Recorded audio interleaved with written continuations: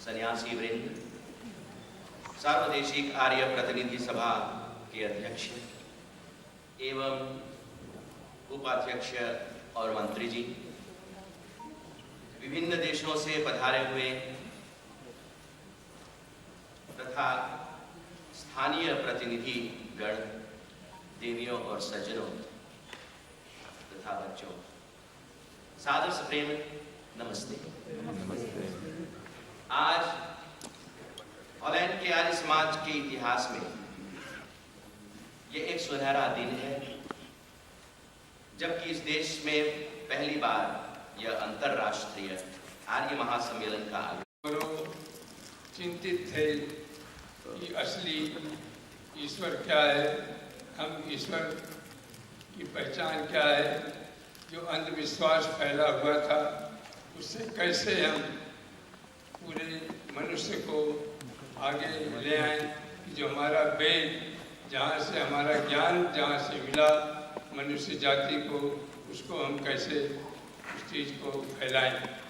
इसलिए उन्होंने अपना कोई सिद्धांत नहीं लिया, अपना कोई उन्होंने मत अपना नहीं चलाया।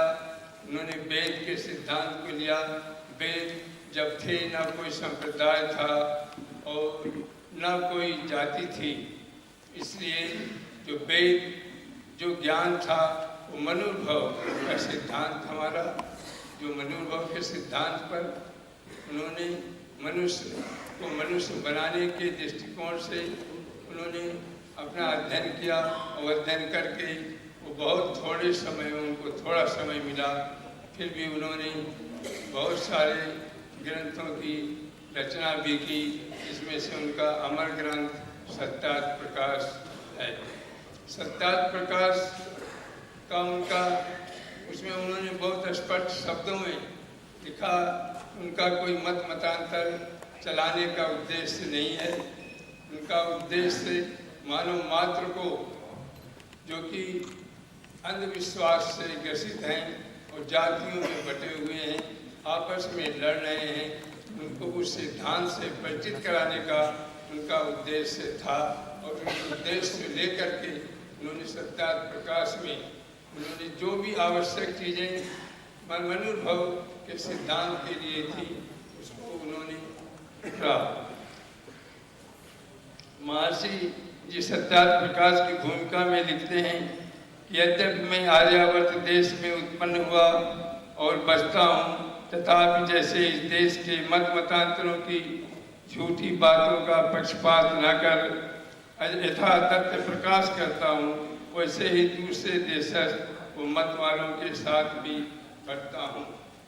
महर्षि का उद्देश्य सारे जगत को एक दृष्टिकोण से उन्होंने देखा और उनका हार्दिक इच्छा थी कि सारे जगत में वेद का प्रचार हो।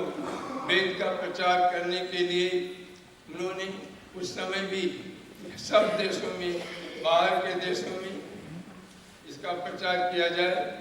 और इसीलिए उस समय भी जबकि देश गुलाम था, श्री श्याम जी कृष्ण वर्मा को उन्होंने विदेश भेजा था। तो हमारा उद्देश्य सारे जगत में और इसका प्रचार करना है। और ये प्रसन्नता की भी बात है कि 44 देशों में आज समाज कार्य कर रहा है।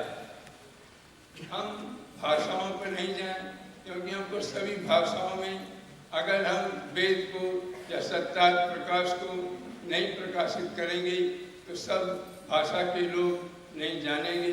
इसलिए हम सिर्फ हिंदी ना सोच करके जहाँ के जो लोग हैं उस भाषा में हम उसको जो लिटरेचर है उसको उपलब्ध कराएं और उससे लोग परिचित हों, तभी हमारा प्रचार प्रसार होगा।